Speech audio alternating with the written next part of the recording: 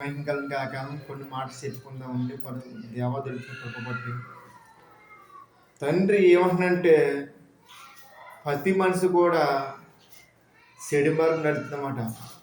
పైకి మనిషి చాలా నీట్గా ఉంటున్నాడు కానీ లోపలంతా కుళ్ళు. మేలు పని చూడు ఎర్ర చాలా అందంగా ఉంటుంది, దానికి కొయ్యగని పొట్ట పురుగులు ఉంటామాట. అలాగే మన జీవితంలో కూడా కుళ్ళి స్వార్థం కపటం చెడు వలసలో మనిషి బతున్నాడు. దేవాదేవుడు నువ్వు చేసిన చెడు మార్గం, నువ్వు చేసిన పాపం, చేసిన వ్యభిచారం విడిచిపెట్టు. ఎందుకంటే దేవుడు నీ ఆలోచన సమస్య ఆయన తెలుసు. తండ్రి ఏమనంటే ఈ లోకంలో మనిషి తన ఇష్టాసారికి బతినంట. ఆయన ఏమన్నా బిడ్డలారా, మీరు పాపం విడిచిపెట్టండి, చెడుదని విడిచిపెట్టండి, భయంకరమైన వ్యసనం విడిచిపెట్టండి, మీరంతా విడిచిపెట్టి నా దగ్గరికి రమ్మన్నాడు. అహలియా, మీరు ఈ జీవితం ఆలోచిస్తున్నారు. మనిషి అంట 70 సంవత్సరాలు, 365 రోజులు ఇంటూ 70 సంవత్సరాలు క్యాలిక్యులేట్ చేస్తే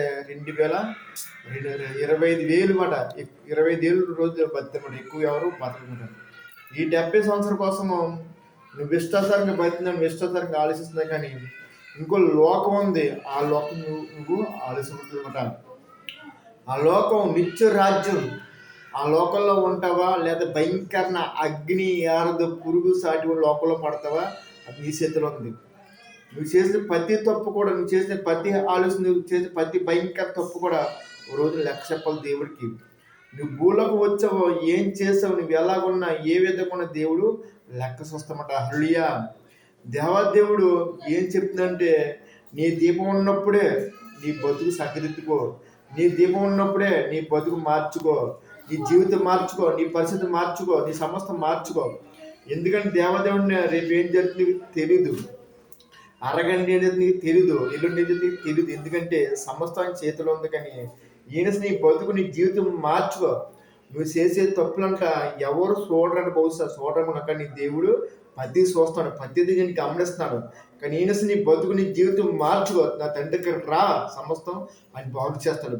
నువ్వు ఏ పరిస్థితుల్లో సరే, నువ్వు ఏ బాధల్లో, ఏ శ్రమలు, ఏ ఇబ్బందులు, ఏ రోగంతో ఉన్నా సరే దేవుడు నేను బాగు చేస్తాడు.